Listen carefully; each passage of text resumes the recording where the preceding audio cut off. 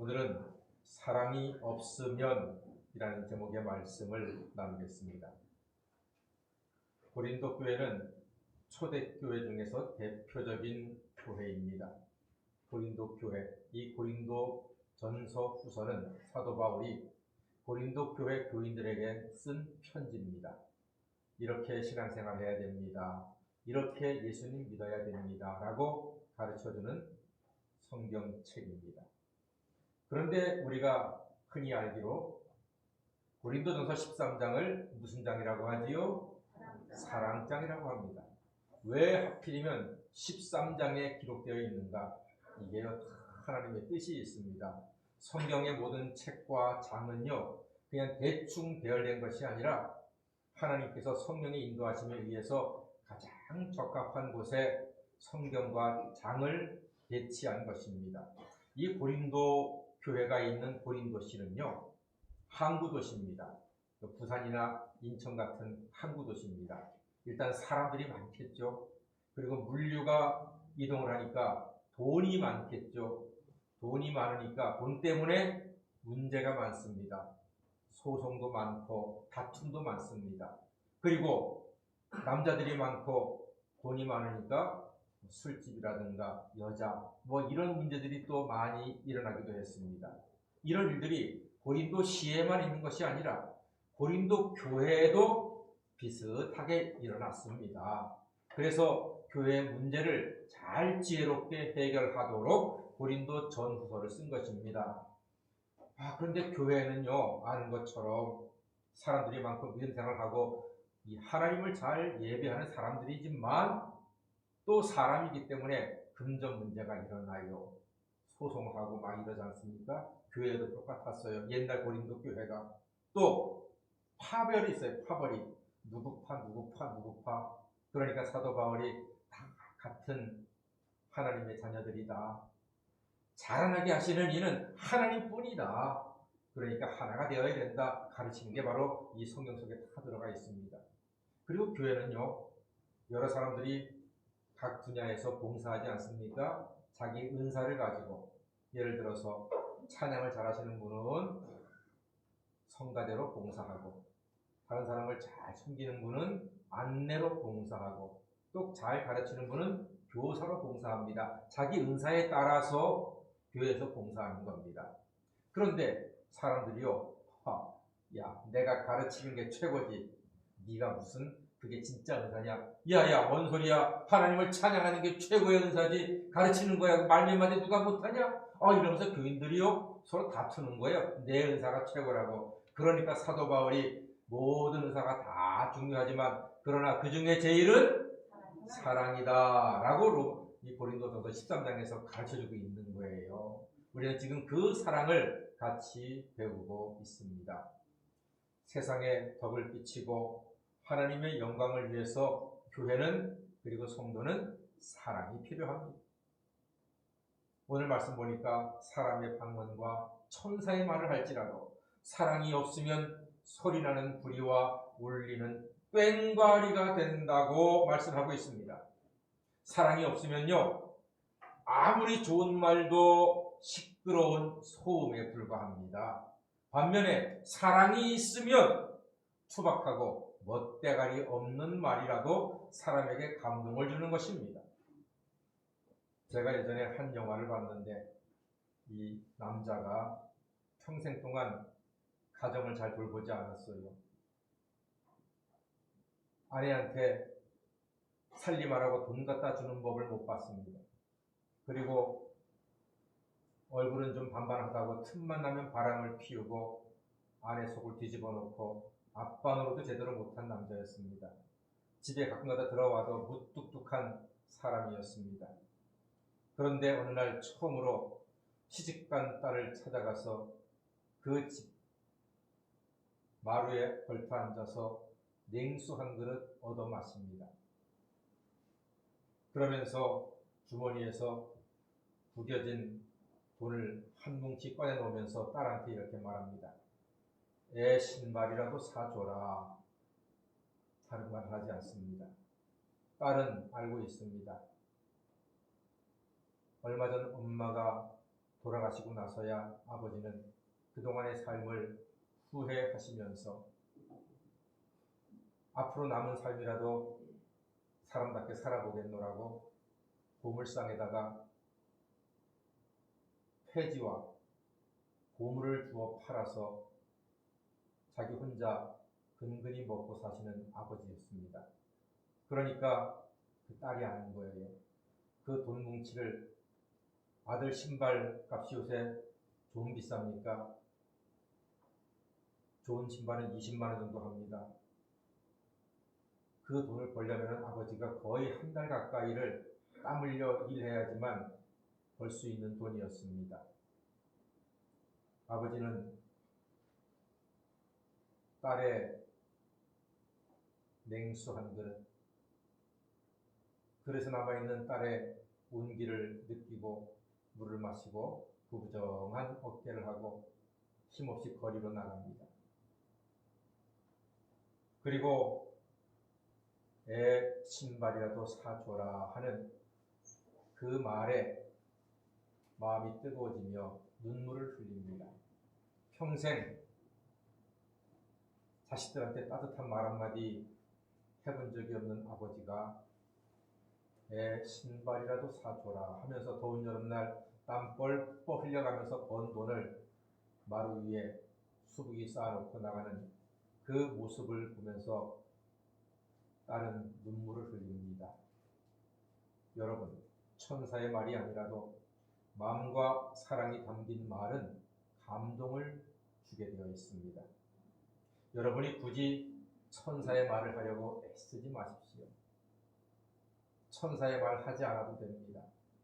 마음이 담겨있고 사랑이 담겨있는 말 한마디가 사람에게 감동을 주고 사람에게 힘을 주는 것입니다. 우리가 교회에서 만나는 사람들, 또 사랑하는 가족들, 유려하게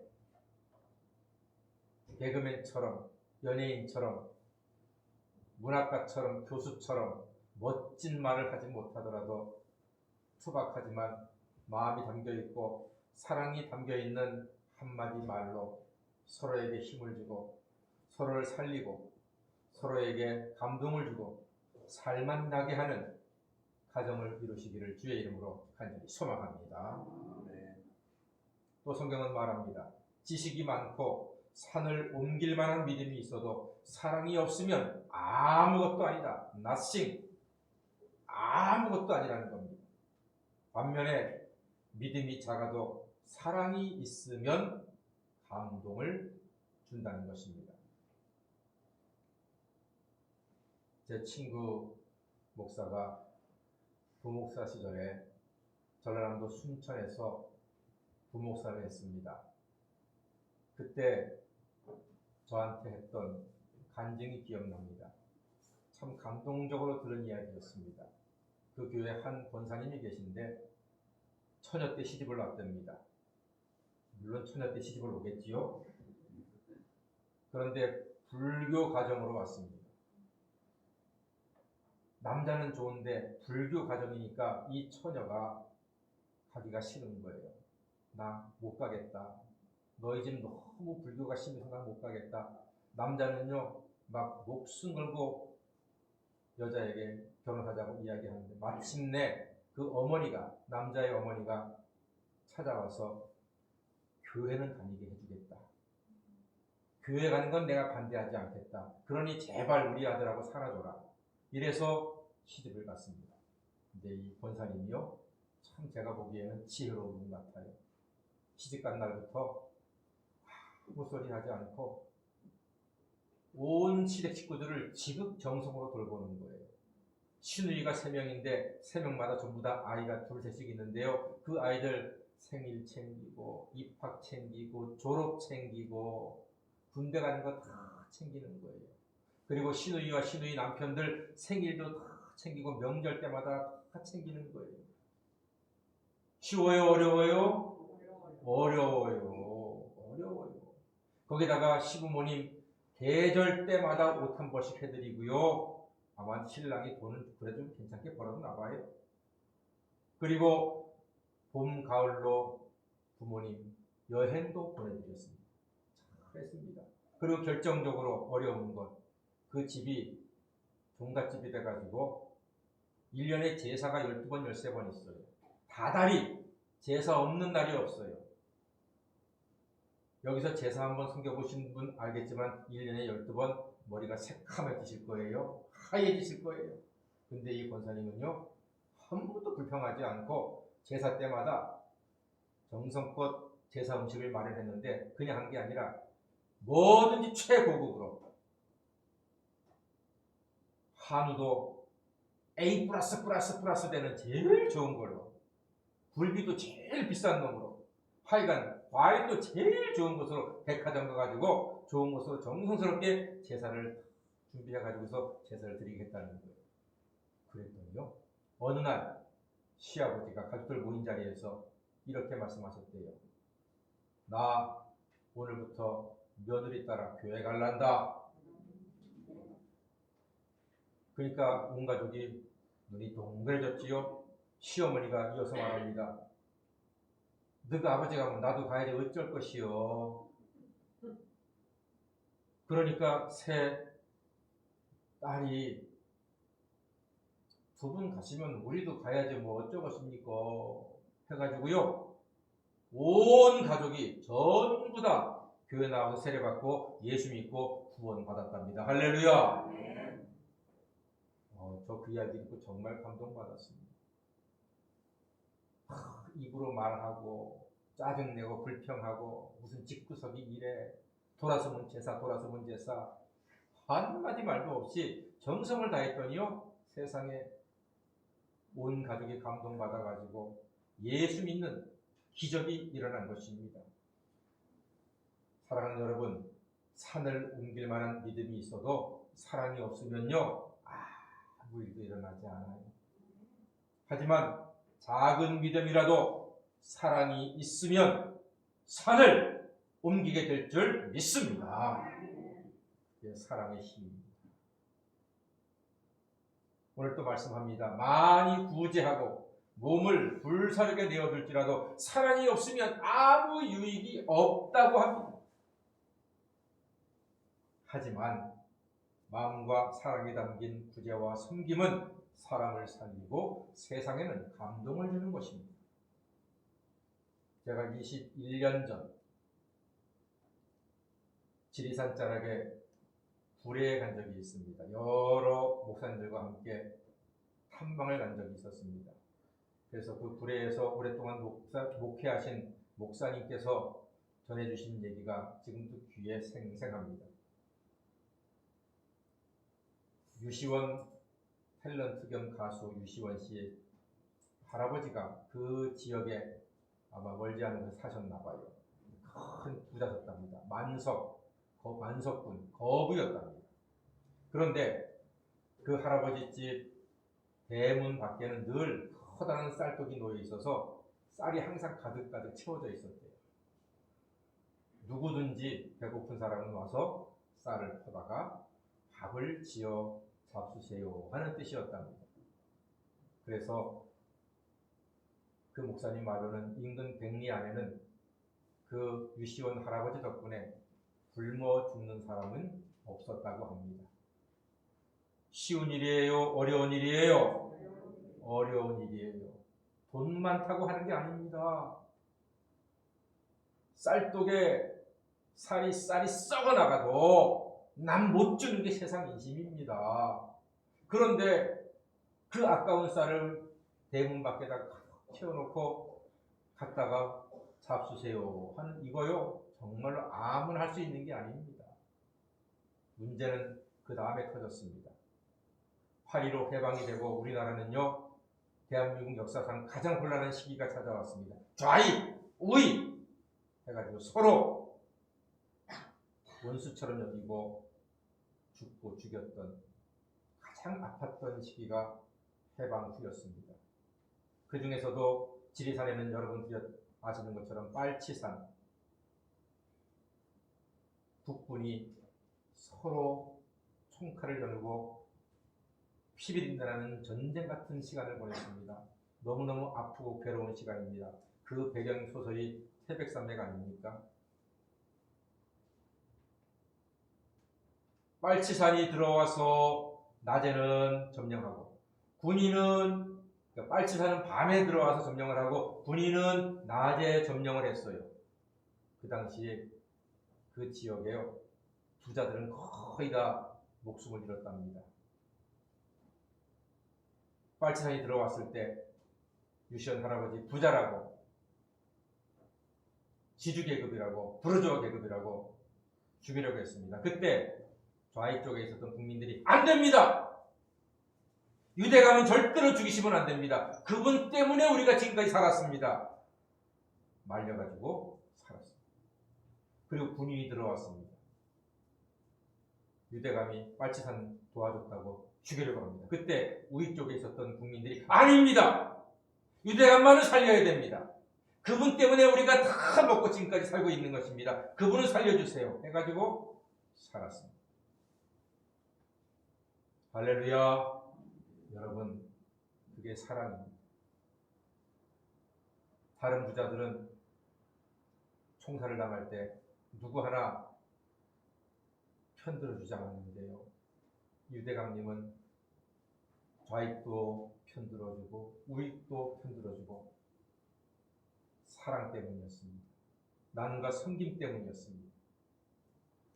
평소에 사랑으로 구제했더니 목숨도 건지고 존경도 받았습니다. 사랑이 없으면 아무것도 아니지만 사랑은 감동을 주고 사람을 살리는 힘이 있습니다. 지금 우리가 코로나를 벌써 3년째 지나고 있습니다. 그러면서 교회가 세상에서 많은 비난을 받고 있습니다. 많은 사람들이 교회가 위기라고 말합니다. 처음에는 신천지가 방역을 회방했습니다.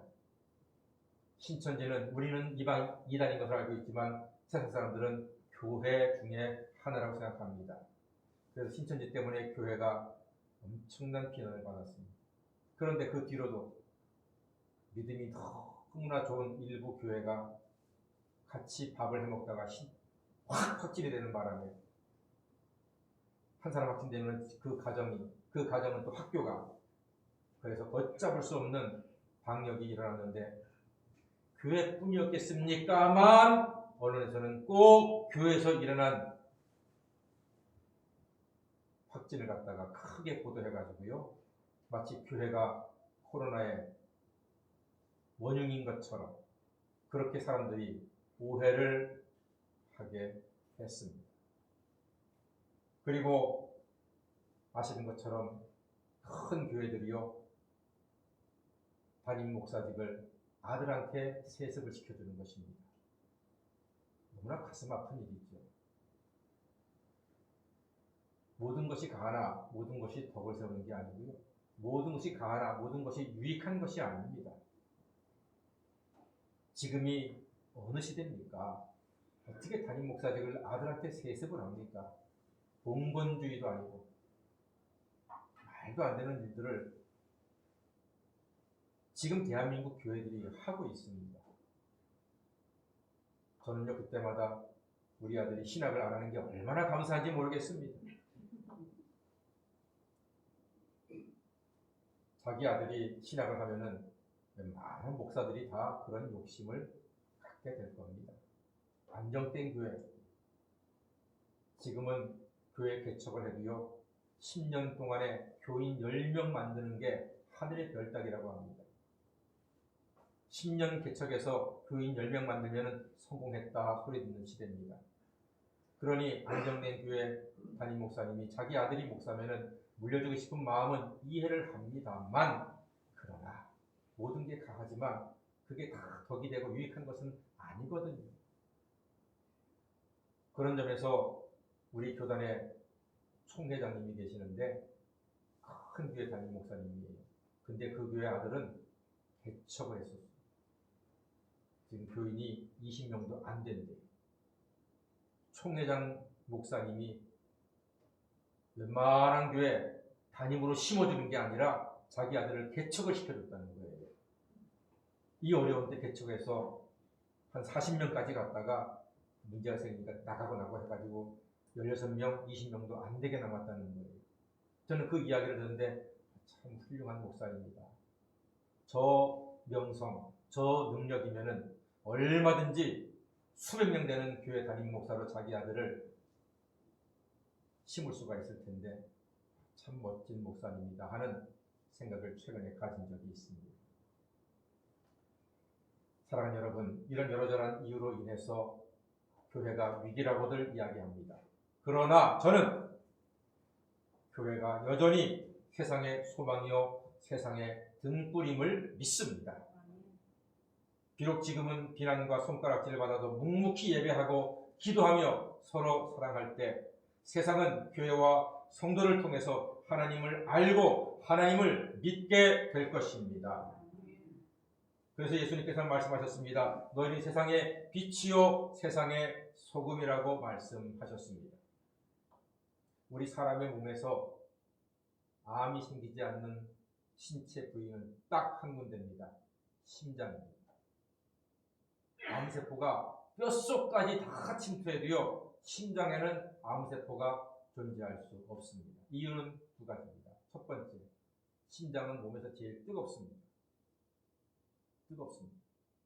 여러분 찬양할 때, 기도할 때 뜨겁게, 뜨거운 마음으로, 뜨거운 열정으로 사랑하시고 예배하고 뜨거운 사람 되십시오. 암세포가 존재할 가능성이 없습니다. 그리고 심장은 짭니다. 우리 몸 중에서. 그래서 심장을 뭐라고 하죠? 염통이라고 합니다. 소금염자, 소금통이란 얘기입니다. 심장은 짭니다. 소금 먹으면 나쁘다고 누가 그런 거짓말합니까? 좋은 소금을 잘 드셔야 합니다. 소금 안 먹으면 죽습니다. 자, 저는요 예수님께서 너희 세상의 빛과 소금이라고 하는 말씀이요 정말로 의미가 있게 최근에 들렸습니다. 자, 보세요.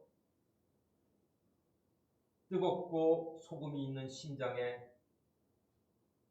암이 생기지 않고 죽을 때까지 심장이 열심히 뛰어서 사람을 살리는 것처럼 우리 성도가 주님의 사랑 받아서 그 뜨거운 사랑 받아서 하나님을 사랑하고 이웃을 사랑하는 그 사랑의 힘, 뜨거움으로 그리고 세상에 소금이라 하셨으니 우리가 소금처럼 녹아져서 낮아져서 죽어져서 썩지 않게 맛을 내는 그 소금이 된다면 이 세상은 우리 교회 덕분에 우리 성도들 덕분에 썩지 않고 암이라고 하는 죄를 이겨내고 하나님의 은혜 가운데 복되게 아름답게 살아갈 수 있게 될 줄 믿습니다. 그래서 교회와 성도는 세상의 심장입니다. 빛과 소금이라고 말씀하신 것은 너희가 세상의 심장이라 하는 뜻이라고 저는 그렇게 해석을 합니다. 교회가 세상의 빛과 소금 되면 세상의 심장이 되는 것이 이 세상을 썩지 않고 암 같은 죄를 이기고 생명을 유지할 수 있습니다. 세상에는요 참 좋은 게 많습니다. 그러나 여러분 그 중에 제일은 사랑인 줄 믿습니다. 하나님을 사랑하고 이웃을 사랑하여 세상을 좋게 하는 하나님을 기쁘게 하는 성국 가족 다 되시기를 주의 이름으로 간절히 축원합니다. 아멘. 기도하겠습니다. 사랑의 주님, 사랑이 없으면 아무것도 아닌 것을 알기에 우리 작은 믿음이지만 사랑함으로써 산을 옮기는 역사를 만들어낼 수 있도록 인도하여 주시옵소서. 우리가 세상의 빛과 소금이라 하셨습니다. 심장이 뜨겁고 심장이 짬으로써 암이 걸리지 않고 생명을 살리는 것처럼 우리 교회와 성도가 빛과 소금이니 세상의 심장이 되어서 이 세상을 살게 하고 썩지 않게 하고 암, 죄를 이기게 하고 생명을 지켜내는 하나님의 교회요 성도가 되게 하여 주시옵소서. 예수님의 이름으로 기도드립니다. 아멘.